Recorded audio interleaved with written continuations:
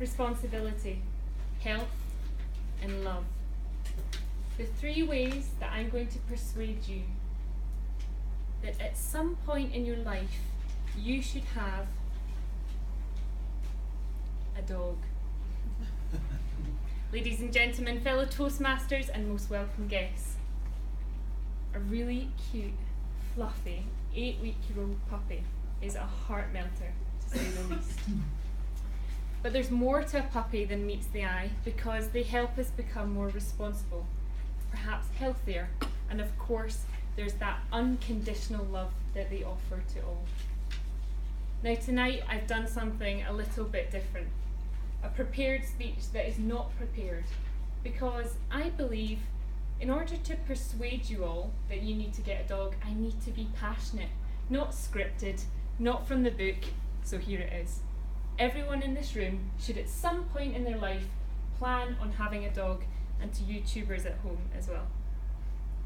So, who has had the pleasure, hands up, who's had the pleasure of the tail wagging, excitable, overexcitable puppy dog welcoming them when they come home at night? Amazing. So you'll all know that with that there comes a great responsibility when you have a dog. They need walked, fed, taken to the vet, exercised, looked after. They're always seeking attention. And there's always reasons for us to wriggle out of getting a dog. People will say, look Lynn, I'm too busy, it's too much of a responsibility, they're a burden on my time and I want to go on holiday. My response to that would be, we don't have time for anything in life. We don't have time to go and visit our grandparents, to wash our cars, or to eat. We make time in life. If you want a dog, you make time for the dog. And that's why there's so many different breeds as well. More energetic, less energetic.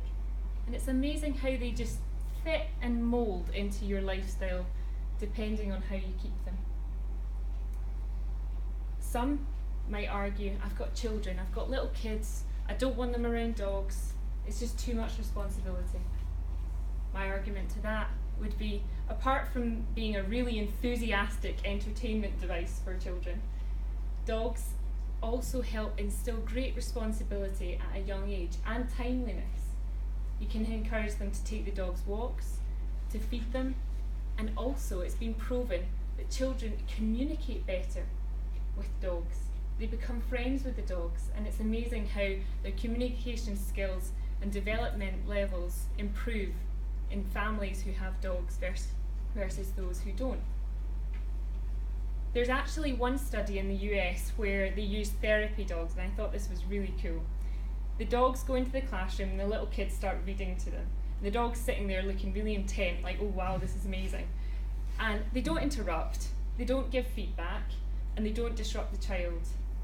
And it's amazing how vastly these kids have improved in their reading skills just because they're talking to a dog and not to this interruptive teacher who's telling them what to do all the time. So we'll see that also, as much as we have a responsibility to the dog now has a responsibility to us, because guide dogs, for example, they give sight back to blind people when trained. Sniffer dogs help weed out criminals, drugs, pardon the pun, and rescue dogs helping recover endangered lives across the world. So they now play a vital role in our society. Moving on to the health benefits of having a dog. One of the more obvious benefits is the fact they keep us more active because they need walked a lot. And an interesting study in 2006 in the Queen University of Victoria by a Canadian guy, he found that on average a dog walker would walk for 300 minutes a week and a non-dog walker for 168. And this is a bit of Carl Vorderman that I did earlier, and you'll see, and Tom will correct my maths, that over 52 weeks in a year, if you take the average of a 12 years dog life and you take the number of hours times the rough 400 calories burned per hour of walking, over the 12 years of a dog's average life, you will burn 500,000 calories more than a non-dog walker. More than a non-dog walker. or more than a dog owner. 500,000 calories just for having a dog. It's an amazing thing. So, if that's not enough to persuade you that the health benefits are there because you become more active, it's also proven that they can lower pressure, they can lower stress, and our blood pressure as well as our heart rates. Because there was a study done in 2002 to show that when taking a mass test, there was 15 dog owners, 15 non-dog owners. At the start, they had their heart rate and their blood pressure measured, and it showed that before the test, during the test, blood pressure was lower, and so was the heart rate, resting heart rate of the dog owners versus the non-dog owners. They answered more questions correctly when the dog was in the room, fewer errors, and it's been shown that stress levels reduce just by the simple act of stroking a dog. How amazing is that? So I'm not saying that doctors should start prescribing dogs to mentally ill or unwell patients, but imagine the difference it might make if everybody had a dog. So moving on to the last and by no means the least important message of why you should have a dog. It really is this unwavering companionship, the love that dogs show to all of their owners, don't they? They really do.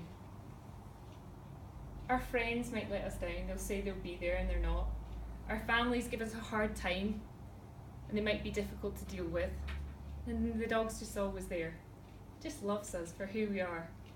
And it comes with us regardless of the path in life. One of the best things I find about my dogs is that they don't judge me for the money in the bank, for what I wear, for how I look, for what I say or who I hang out with. Nobody's dog does. They don't judge us. They just love us all the same and all the time. The other thing about love and the companionship is that a dog can be great for elderly people. It gives them a sense of purpose and structure in their day. Maybe people who live alone, also giving them companionship. And if you've suffered a loss or if you're grieving, it's amazing how that love and affection from a dog can just make all of the difference. So there is a commitment when you take on the responsibility of owning a dog. But I can assure you that if and when you do, you will undertake the most loving and compassionate relationship, probably the most active you will ever experience. Toastmaster.